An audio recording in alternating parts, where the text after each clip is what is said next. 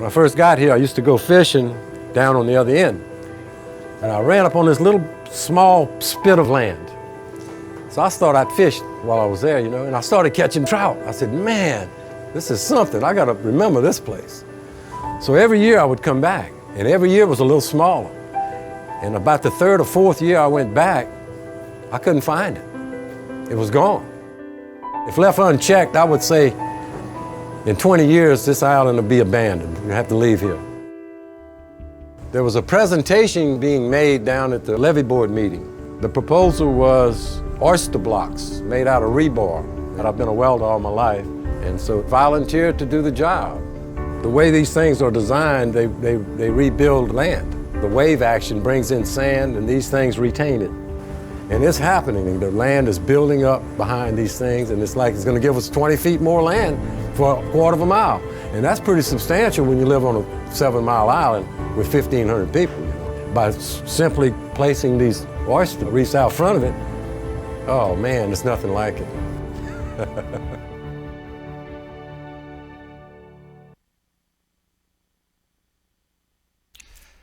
Hi, my name is David Dijak, Executive Director of the National Environmental Health Association.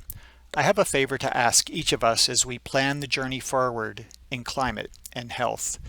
That favor is for you to ask yourself if there is a strategic opportunity that's been created by the chaos and disruption associated with COVID-19. Are there new partners, new ways of thinking, and new technologies which might aid us in our joint effort as we adapt, mitigate, and innovate to a better world, a world where every child can reach their full potential free from the harm associated with a rapidly changing climate. I hope everyone has a great conference. 5, 4, 3.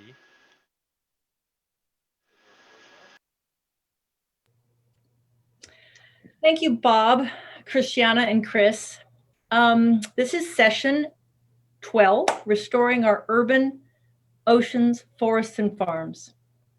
Natural systems have been around thousands, tens of thousands of years, millennia. Physics, the study of energy and matter, or physical systems, are basically immutable laws, but biological systems learn through evolution. Our human-made systems, like the financial system, economic, energy, and transportation, are young, and they fail often. And we have a lot to learn.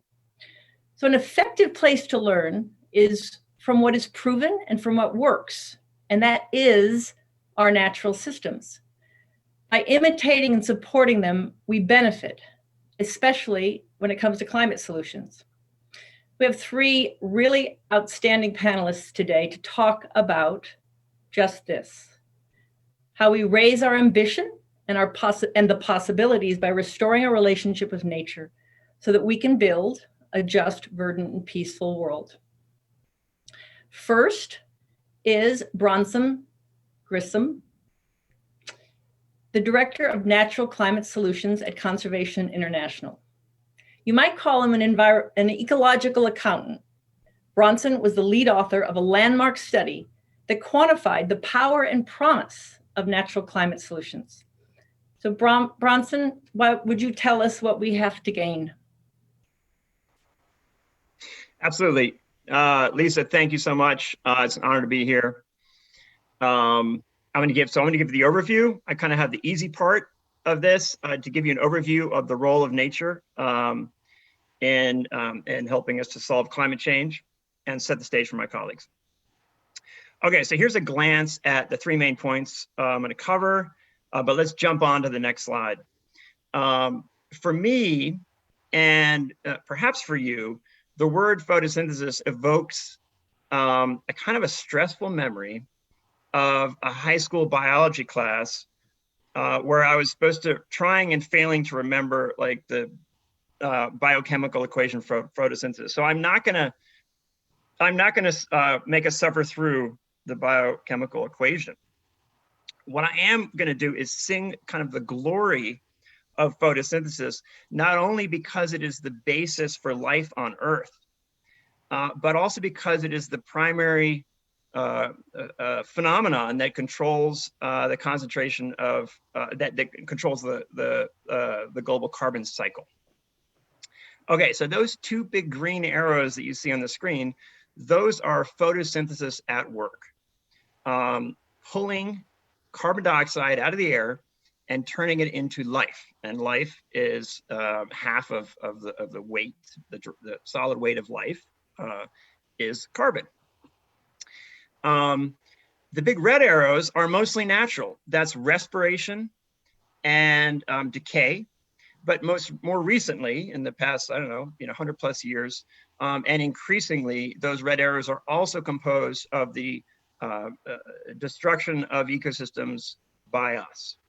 But what's interesting to note is even despite our impacts, you'll note that the numbers in those green arrows are actually larger than the numbers in the big red arrows.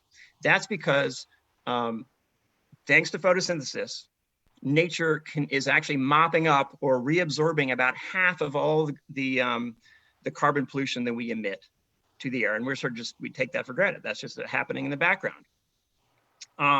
Okay, so despite so one of the questions you might ask is, if this is all the case, why do we think of the smaller red arrow, which is the fossil fuel emissions, as the primary kind of story for climate change? The answer to that is because that arrow is only going in one direction, right? And because of that, the net contribution of greenhouse gas emissions is, in fact, primarily from fossil fuel emissions. And so reducing that small red arrow, which is, of course, a lot of global emissions, in this diagram, is the number one thing that we must do. However, it is no longer enough. It is no longer sufficient if we want to stabilize warming below extremely dangerous levels, well below 2 degrees. What we now also need to do, and you'll see with the next click, is we need to adjust the big arrows there. We need to both increase the big green arrows and reduce the big red arrows, what we call natural climate solutions. Okay, so how much can we adjust those big arrows? On the next slide are the results of our research, finding that natural climate solutions offer about 11 billion tons of CO2 climate mitigation per year. And that's about 30% of the total near-term solution. And that's actually after constraining those solutions by considerations for food security. We still need land to produce food and other fuel and fiber and other things we need, and cost effectiveness. So that's thinking about the cost effectiveness of all these solutions. With the next two clicks, I'm going to flag two of the big dimensions of natural climate solutions, which is the protection and the restoration of ecosystems. We talk a lot about this. These are huge and essential elements of the natural climate solutions. There's a third category as well that we actually tend to talk a little bit less about. And with the final click, I want to flag the importance of improved management of working lands. So this actually is the largest of the three categories of natural climate solutions. What are we talking about here? We're talking about the better management of timber producing forests to grow bigger and healthier forests, even while we continue to harvest for those forests for wood. And better management of agricultural and grazing lands. And primarily that involves storing more carbon in soils, which actually makes soils healthier and more productive for the crops and other things that we need. Okay, so all told, bottom line, protecting, restoring, and improving the management of lands, which include wetlands systems, mangroves and coastal wetlands. It's no longer just a good idea, no longer just sort of a feel-good thing. It is now a requirement as part of stabilizing climate change. Thank you. Thank you, Bronson. That was excellent to set the stage. And now we have Anne Merwin. She is the VP of Conservation at the Ocean Conservancy, an environmental attorney and she knows how we are doing part of what we need to do and plan for and manage our oceans to solve for climate change. Anne. Thanks, Lisa, and thanks, Bronson. I appreciate the chance to be here today and talk about my favorite topic, the ocean. I just want to build on what Bronson set us up with, which was fantastic and so important, by talking specifically about the role of the ocean and the role of the ocean in our climate system, and how ocean-based solutions can help us tackle the climate crisis and build the kind of future that we all want for ourselves and our communities. So first, let me start by saying, most people haven't thought much about the role the ocean plays in our climate system, so I'm going to briefly lay that out here. The ocean acts as the planet's shock absorber, essentially. It protects us from feeling the full impacts of climate change. If we didn't have such a vast ocean, global temperatures would already be a whole lot higher than they are now, and the effects of climate change would be much more severe. Through both biological and physical processes that are shown in this picture that's on the screen, the oceans absorb about 30% of the carbon dioxide that we've emitted and about 90% of the heat that's generated by human-caused greenhouse gas emissions. That's a huge amount. This moderating role is important, and it also comes at a cost to ocean ecosystems and all of us who rely on them. First, ocean temperatures are rising. Marine heat waves have more than doubled in the last century. Ocean waters are also becoming more acidic. In fact, oceans are now 30% more acidic than they were at the beginning of the industrial age. This is all fundamentally threatening ocean ecosystems and all of us who rely on them. And keeping warming under 2 degrees Celsius to the target set in the Paris Agreement is simply, frankly, not enough for the ocean. We need to keep warming under 1.5 to avoid some truly gut-wrenching impacts. For example, in a 1.5 degree world, we have the potential to save 30% of our coral reefs, but in a 2 degree world, we'll lose 99% of them. I have 2 kids, and I completely reject a future in which they are never going to see a coral reef. We need to find a way to turn the ship around. So the most important question to me is, what do we do about all this? There is no question that we are at an all hands on deck moment right now, and there is no single silver bullet that's going to solve climate change. We need everybody in every sector contributing their part. That includes the ocean, that includes nature, that includes working farms and forests. And the ocean and its ecosystems play a critical role in providing those kinds of solutions. And so let me talk a little bit more about those kinds of solutions now. Okay, so what are the kinds of ocean-based solutions we can use to help reduce carbon and mitigate climate change? First, Bronson talked about the power of nature-based solutions. That is equally true in the ocean. We can enhance the natural ability of the ocean to store carbon by protecting and restoring what are called blue carbon ecosystems. These are mangroves, salt marshes, and seagrasses that can take up carbon dioxide at rates of up to 4 times those of terrestrial forests. They also have the added benefit of serving as the nurseries of the ocean and insulating nearby communities from sea level rise and storm surges. Second, we can work to ensure ocean-based industries are doing their part to help us reach a zero carbon future. In particular, this means eliminating emissions from the shipping industry and increasing offshore renewable energy production. So let me talk about each of those in turn. Shipping emissions aren't included in the Paris Agreement. But without intervention by 2050, they could represent as much as 18% of global greenhouse emissions. That's a huge number. So together with our partners, Ocean Conservancy has been supporting a plan to reduce shipping emissions by 80% by 2030 by slowing ships down, installing more energy efficient devices on ships, and ultimately switching to alternative fuels. This proposal is based on the remaining carbon budget available to shipping under a 1.5 degree future, but the window for action is closing quickly. Offshore energy, particularly wind, is a critical part of making the rapid transition to clean energy on the other side of the scale. We need to dramatically scale up the deployment of sustainably sited offshore wind and other renewables if we're going to meet our low carbon electricity goals. Once these offshore wind developments are deployed, they will become a key source of renewable energy to densely populated coastal areas with high energy demands, so putting clean energy where we need it the most, and have the side benefits of also creating well-paying local jobs and displacing dirtier energy sources that have disproportionate impacts on communities of color and other marginalized groups. So to repeat, ocean actions are an important part of the solution to climate change, including both protecting and enhancing the ocean's natural ability to store carbon through blue carbon ecosystems, and also by ensuring that ocean-based industries like shipping and offshore wind are doing their part to ensure that we reach a zero carbon future.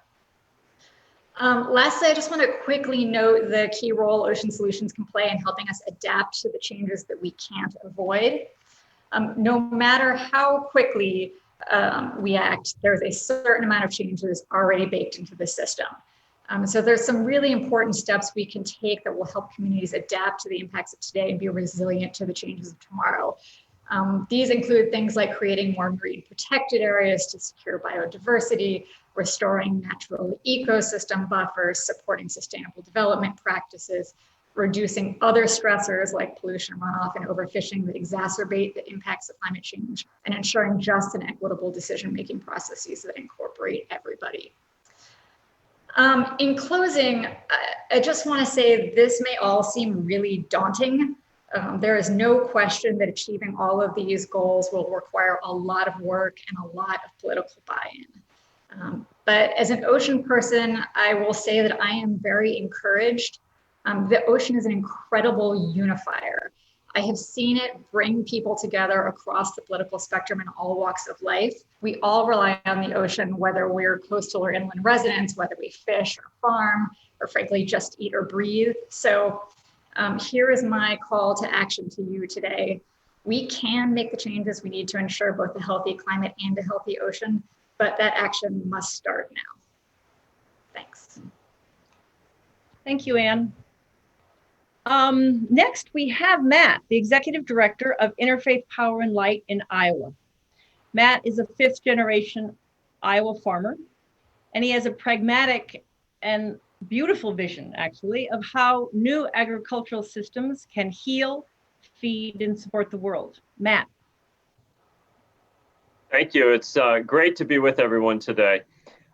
We at Iowa Interfaith Power and Light, we start with faith and values. And really, when you look at the IPCC reports, the science is really telling us and that we have the technology, and as Anne has said, and Bronson both, we kind of understand how this needs to happen. What we haven't done yet is the moral will and the political will to do it.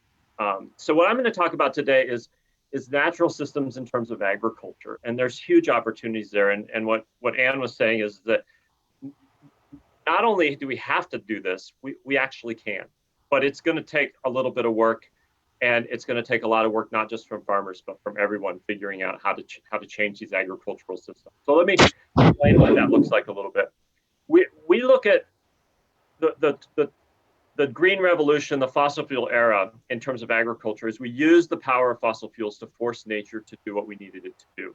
So lots of petrochemicals, it's the fuel for tractors, it's the chemicals, it's the fertilizer. We're using a lot of fossil fuels, increasing yields, forcing nature to do what we needed to do. And you know what? We did some really great things in the green revolution. It's not a catastrophe. Lots of great things happen, but it's over, right? We're in this huge transformation in the next decade or two. And the future, if that model is about scarcity, like, you know, who has fossil fuels, who doesn't, and it's a vision of scarcity, the future is a vision of abundance. And that abundance is about partnering with nature. How do we use nature to create the power that we need, you know, to fuel our lives? And what does that mean in terms of agriculture? So we're moving from forcing nature to do what we need it to do to a holistic sense of partnering with nature. And to do this, we have to center farmers. So we have to do what we call carbon farming, which has never been done. 10,000 years ago, when we started agriculture, we really were focused on feeding people, and we accelerated natural systems to increase yields and increase food. So we increased, you know, the natural way that plants developed and animals developed, and then how we interacted those things. And then we use fossil fuels, right? So we figured out how to accelerate all these cycles so that we could grow more food. In the next 10 to 15, 20 years, we have to do carbon farming, which means we're going to accelerate the carbon cycle, the nutrient cycle, the water cycle, all focus not just on feeding us and producing products, but ecological services that are going to do what Bronson said, and that is pull the carbon out of the atmosphere and put it to work in our soils. So the reason farmers are so important is that they're the point of action. They're the point at which we can do this innovation. And we use 5 practices integrated with each other to figure this out. So first is clean energy. We've got to do clean energy on our farms. It's solar, it's wind. The idea of abundance is we never run out of wind. We never run out of sun. Nature gives us what we need if we figure out how to use it. The life cycle as well is super abundant. If we can figure out how to tap into that, there's huge, I don't want to say completely unlimited, but huge untapped resources of abundance that we're not using right now. So we have to do clean energy. We have to do conservation tillage, till the ground as little as possible. We have to integrate livestock. So how are we doing grazing and nutrient management and bringing livestock back into our crop productions? And we're gonna have to change kind of what we're growing and how we're eating it as well. And then we need to extend the crop rotation. We can't just grow 5 basic commodities at higher yields. And those 5 are corn, wheat, soy, cotton, and rice. We need to turn that around so that we're growing a wider variety of things. And the last thing is we have to grow something all the time. So in Iowa right now, in the Midwest, half the year, we're not growing anything in the ground. It's just fallow. We have to, so you plant corn in the spring, you harvest it in the fall, and half the year, the ground is just, nothing's growing. And all those petrochemicals have also slowed down those biological cycles. We got to reverse that. We got to be growing something all the time. So permaculture, cover crops is an example of that, all kinds of woody vegetation. And then figuring out how we, at scale, we integrate all these practices. So we don't have to tear down agriculture and start over, but we do have to evolve. And I like to say that we're gonna change in the next 20 years as much as we changed from 1930 to 1950. So that was the big shift in the Green Revolution. We had horses and harnesses in 1930, and by 1920 or 1950 we had all tractors and chemicals and nitrogen. So we're in that big transformation, and we really have to, across the globe, center farmers as the point of innovation. There's lots of industry that's doing lots of things, lots of policy starting to come out, but we're not focused enough on farmers. And so figuring out how we incentivize farmers to provide those ecological services the world needs, that's the big challenge. Great. Okay, so we've got photosynthesis on the big scale and going back to our science classes, and then we've got Matt wrapping it into having cover crops all year long so that there is everything always engaging in photosynthesis. Before we dig a little deeper into natural climate solutions, I'd like to it will come back to your areas of focus, but I just want to look a little farther afield. What initiatives can you point to that are working within cities in our urban environments that have great potential? And anybody can start here. Bronson. I just jump in that, there's we already have made reference to the central role of fossil fuel emission reductions, right? And obviously cities are kind of at the nexus of the industrial, and energy systems. And we've also emphasized that it's not either or. It's not like, it's one or the other, it's both. I think Anne made that point. And so I'll emphasize that. So cities are in the center of the sort of both, all the above story. But I also want to emphasize the links. So the land and the oceans, the stories we're telling there are on the sort of supply side, right? They're producing all these things that either are services for us or are products for us. In cities are the center of essentially the consumer side of all that, right? Of those same all those same production systems. So 2 examples. So diet change is a big deal, okay? And I don't say that from having demonstrated that in a tremendous way, although I'm certainly improving and learning. But I would just say diet change and it's centered in urban areas is a huge part of the natural climate solution story. I will also say there's some really cool and kind of exciting examples of kind of a return to the the new being the return to the old. So wood-based skyscrapers. It turns out you can build the highest skyscrapers out of wood. There's a sort of new materials that they build from wood, cross-laminated fibers. But you can build skyscrapers. It's just the codes haven't caught up with that, right? So we don't allow that, but we absolutely can do that. And increasingly, those codes are changing. So we can build skyscrapers of wood.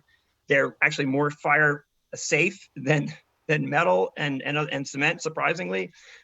So that increasing actually the demand of wood to substitute cement and steel, which is actually a higher carbon footprint structural materials, is a wonderful way that we can build cities while actually, if we do it right, driving increased restoration of forest cover and avoiding emissions from cement and steel. Cool, Matt. Yeah. What we like to say in the faith community, in terms of this is really an equity lens as well, the cleanest energy is the energy we don't use.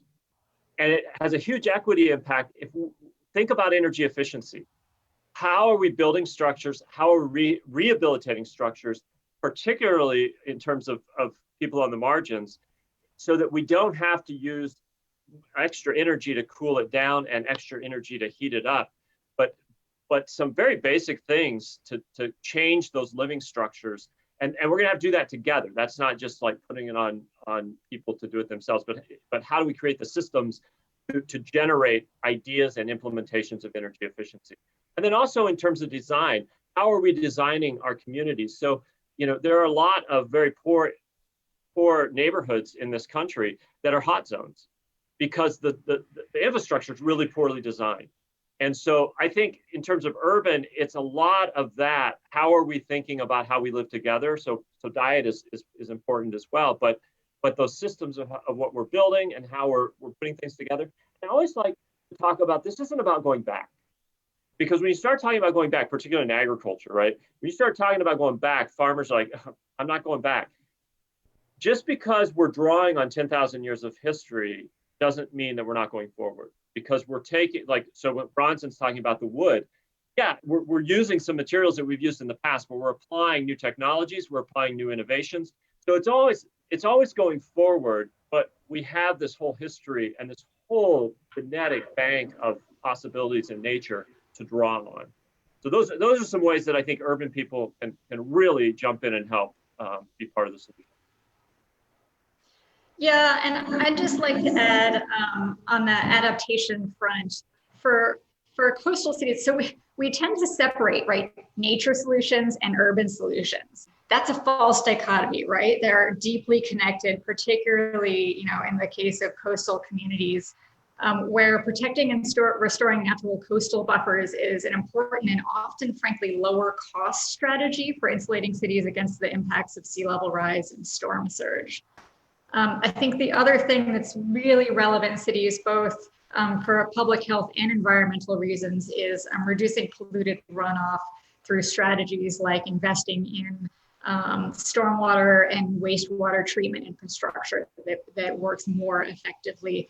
And that can help reduce not only the environmental impacts, but also the public health and economic impacts of climate-driven problems like ocean acidification, harmful algal blooms that have tremendous effects on people that live in some of our biggest cities. I'm gonna take a question from the audience that's for Matt, but before, and then I want to come back to this dichotomy. Why do we talk about natural systems on the one hand and then urban on the other, as though they're separate, and as though people and how we inhabit and how we engage with the natural systems isn't at the core.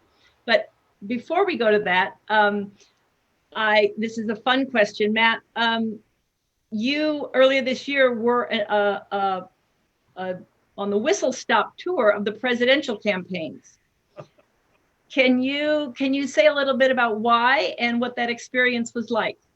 Sure. I'm wearing my C3 hat. Anybody wants to talk more politically, we can get in touch on my own time. But the work we did with farmers, centering farmers, was there's kind of an assumption that farmers won't talk about climate change, and there's a long history of why that is in the investments. But it's like we can talk with farmers about everything else, regenerative agriculture and the economics of clean energy, but climate change is too political. And I knew that wasn't the case because I'm a farmer and I talk to farmers all the time. So we invited farmers into church basements to talk to each other and develop a message on climate action. And it's real simple. Climate change is one of the biggest problems in the world. We're farmers, we solve problems. We need to change the economics. We need to lead and help solve this problem. And so we took that in the caucus cycle, we took that to all the presidential campaigns. And our farmers were able to move climate policy deeper into the rural plans and to move ag policy deeper into their climate plans. And so, you know, as we did this, we had a chance to engage, and actually Senator Harris and Vice President Biden were both at my farm, and we got a chance to bring farmers to sit down with them and talk about the opportunities for American farmers to lead the solutions globally for climate change. And we're celebrating that we had a lot of success. Excellent. Okay, so if I could ask each of you to give an example of natural climate solutions that we are learning to employ. Like, so Bronson, you know, is there a country or an industry shift that you can point out, and something that is drawing down CO2 in the ways that again, maybe country or industry is engaging with the oceans, and Matt, come to you on an example that makes you excited, that makes you really want to see that be replicated. Lisa, should I start? Yeah. Okay. Okay. I'm gonna. I think I'll have to flag an example from Brazil. So, by the way, so I sort of have a love affair with Brazil. Brazil has a tremendous number of links with America. It's amazing. It's a huge country, about the same size, incredibly diverse, incredible music, everything you can, and a lot of wonderful connections. And what Brazil did is they developed the state-of-the-art monitoring system for forests. That the country of Brazil has a better monitoring. You know, they annually have a map of their forests reported publicly. They have basically the most advanced monitoring system that is publicly available that I know of. And they linked that to basically a set of rules about the way that farmers and foresters and ranchers, the proportion of their land that they can deforest, protection of streams and riparian zones that are important both for, you know, down for oceans, for freshwater systems, et cetera. And they managed up until pretty recently, with the political change, a lot of has gone in the wrong direction, unfortunately, but I think it'll turn around. But they managed to dramatically reduce deforestation in the largest tropical forest on Earth, okay? And they did it at relatively low cost. They did it by improving land tenure for indigenous communities, which tend to manage their lands very well for climate. And also lots of other rural communities that have essentially low impact kind of extraction from forests. So Brazil, I actually would put forward as an example of tremendous outcomes. And I will say there's many other examples I'll defer to my colleagues on, but right here in the United States, there's just a tremendous number of stories about how we can improve jobs in both the forestry and the farming communities while storing more carbon and having healthier forests and farms and soils. But I will pause there. Great. Yeah, I like examples that make it real. I guess I'll go next. Yeah, you know, I think I laid out a bunch of different categories of ocean-based solutions that we can work on earlier. And there's super exciting things happening in every single one of those buckets. It's really hard to pick just one. But I think to me, the common thread or a common thread across all of them is that there's a lot of different ways you can try and implement those, right? Policy making and government bodies is a really important one, but so are other kinds of action, including corporate action and collective action. And I think we are finally starting to get really good and see a lot of movement in pushing all of those levers simultaneously. And that's really what it's going to take to get the scale and speed of action that we need to keep it under 2 degrees or 1.5. So let me use the shipping work as an example. Corporations drive a lot of the shipping industry's decisions, as you might imagine. So one of the projects we've been working on lately is we at Ocean Conservancy partnered with Nike to launch an Arctic corporate shipping pledge that was signed by 22 companies, including both major shippers and retailers like H&M. And they committed to not using Arctic routes that are opening up as a result of sea ice loss from climate change, and also to addressing climate change in their own supply chains. So that's just one example that immediately springs to mind of how we can use all of the levers available to us, from government to private sector to collective action, that we're going to need to push all at once if we're going to really be effective in getting where we want to go. Thanks, and that goes a little bit to a question that if we have time, we'll come back to, which was how do we reduce open ocean transportation when we have such complex supply chains with material moving globally. But Matt, what is your example?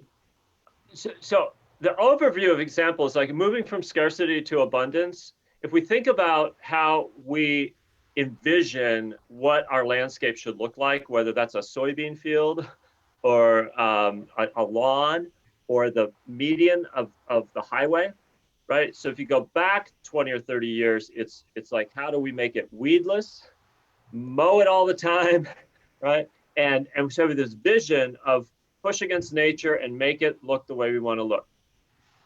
An abundance model is looking at that and saying, how can we partner with nature and expand how things are growing? And so what we see on farms is the ability to integrate different crops. There's a new program. Lots of agriculture in the United States is supported by taxpayers and farm policy. Just in the last year, a new program that allows farmers to use Conservation Reserve Program, CRP. Typically that's, you rent it from the taxpayer, rents it, puts it aside, and then the farmer manages it, but never gets onto it or anything like that. Well, there's a new program called strips where they use prairie strips, and the farmer can drive through that strip as they're managing their field. So instead of this idea that it's all like, this is over here in production and this is over here in conservation, integrating those, that's the kind of thing that is going to be happening. And when we think about your landscape, people that are getting rid of the bluegrass and putting more interesting and more perennials, so they're not mowing, and then they're planting and creating this diversity in their lawns that actually holds more water. They're not burning up carbon, the fossil fuels to mow it and manage it.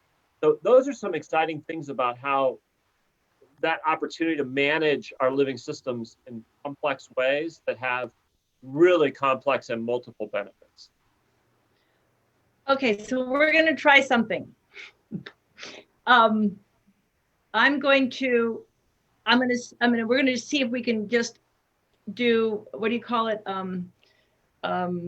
Where everybody just pops up with a concept, and I'm going to start and we'll go around. What I've heard you say is monitoring forests, measuring CO2 in our supply chains, wooden skyscrapers, integrated crops, prairie strips, no more lawnmowers. But what else are like the things that we're going to see in this world of no longer scarcity, but abundance? And it looks like you might have something. Wind turbines. Wind turbines, of course. Matt. Livestock producers that are grazing cover crops and using the manure of the livestock to generate electricity and methane digesters, and new crops that are creating new foods for people to eat. Okay, Bronson. So imagine a massive increase in gorgeous, old, huge forests, right, with huge trees that are privately and publicly held with, you know, trails that you can hike on and bird watching and everything that are also producing timber. And that would massively increase. So if we turned all of these working forests into, instead of these short rotation, into long rotation, where instead you're harvesting big trees that give you a lot of wood when you harvest them, then you can multi-use. Okay, and you have another one? Networks of blue carbon ecosystems that store carbon, provide benefits to communities from clean water to recreation, and serve as the nurseries for all of the ocean's ecosystems and food webs. Matt?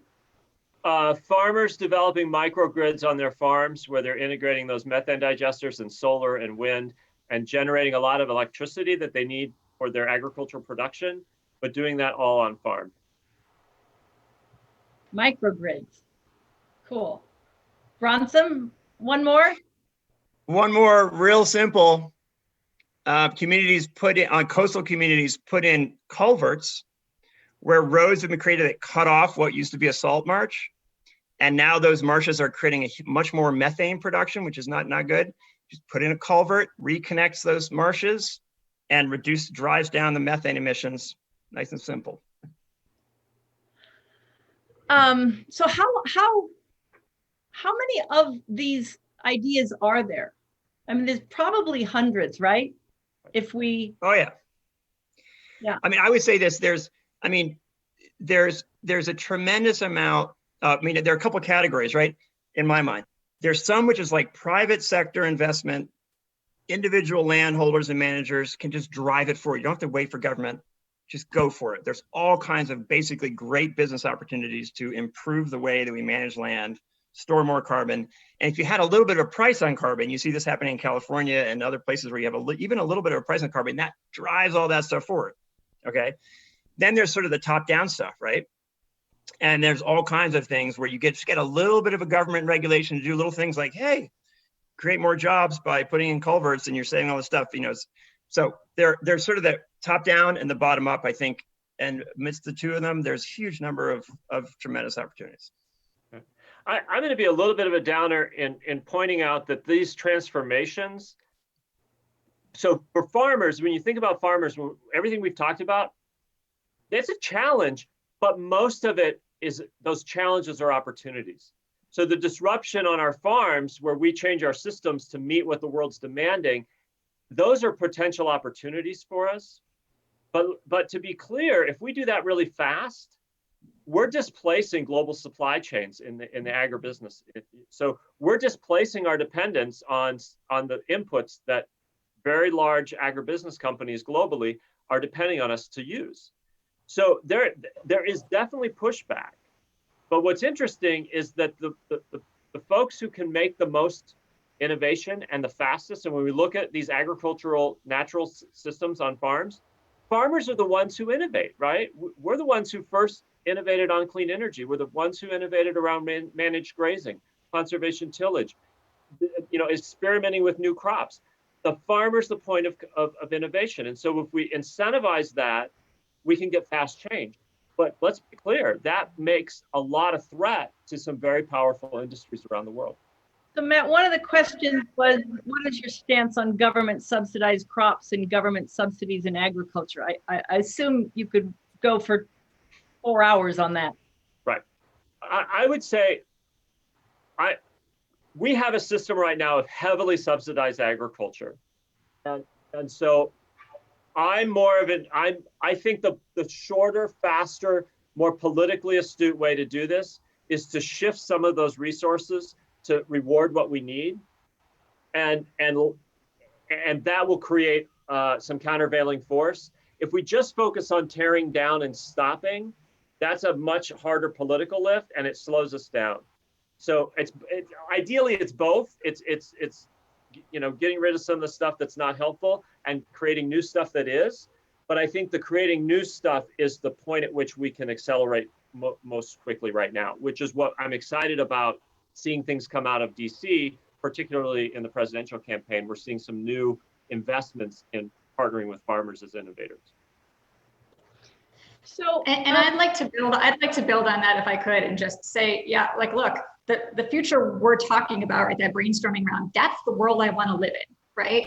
That's the planet I want my kids to live on. It's not going to be easy to get there, and there are better ways to do that and worse ways, and ensuring that the transitions we make are just and equitable and incorporate the needs and voices of all of our communities, and not just communities have traditionally had power and decision making, is so hugely important and should be a priority for all of us. And just to add to that, finally, like rural jobs, rural communities are often some of the most marginalized communities. This is a story about better jobs and more jobs for rural communities. okay, so we just have a few more minutes here. I'll ask each of you to, take 20, 30 seconds to, but before that, because we have 3 minutes left, we all had our own journey on this, whenever you decided to pay attention. And it started maybe with taking, 20 years ago, your bags to the grocery store, or maybe buying a hybrid car. What are the things that you envision us doing going forward? And I guess, I would include like the process that we will use going forward, as Anne said, that is inclusive and listens to those who are on the front lines of the climate impacts. So the question is, just as you've been upping what you do, what do you see us doing going forward? You yourself individually, like what do you see yourself in your own journey? I'll just end with a warm fuzzy, which is, and I think this builds very much from what Anne and Matt have said, is that it is incredible to me to think that the entire arc of human history, right, or at least like the past couple hundred years, has been a story of the slow destruction and degradation of ecosystems, right? It's really depressing to talk about. It's kind of sad, but we are at an inflection point. We are at a point where we have no choice. We actually have to turn the corner and regreen and re-blue, I guess, the ocean, but regreen the planet. And all the vision that Anne has talked about and the Matt have talked about, like, it gives me goosebumps to think about, like, for my kids, that we'd have a planet that's like actually greener and richer and more, it's in a restoration era. But that is where we are headed. We are at the corner. We have to do it. And it's incredibly exciting. Okay, well, go ahead. Well, we have 1 minute. So okay. In case we get cut off, I just want to thank you, Anne. Thank you, Bronson. Thank you, Matt. People reach out to these 3 people. They're really wonderful. Go, Matt. It has to be bottom up. It cannot be top down. If it's top down, it's too slow. If it's bottom up, particularly with farmers, we can do this in a decade. And that's exciting because it completely redefines how we can think about equity. And it has to involve people and nature hand in hand, going towards a better place and where we want to be. All right. Well, then I just want to thank the listeners and thank you all. It was such a pleasure for me to be able to talk about natural systems, because that's been my mantra, is they work. Let's follow them. Let's watch them. Biomimicry. Let's use them and let's support them, because this fighting them is just not working. Oh, I know. Last anecdote. Did you know that "You Can't Fool Mother Nature" comes from a Charmin margarine commercial? I was going to use that as a line, and then I thought, I don't want a margarine as my. Anyway, thank you all, and I don't know who's next, but we are almost concluding.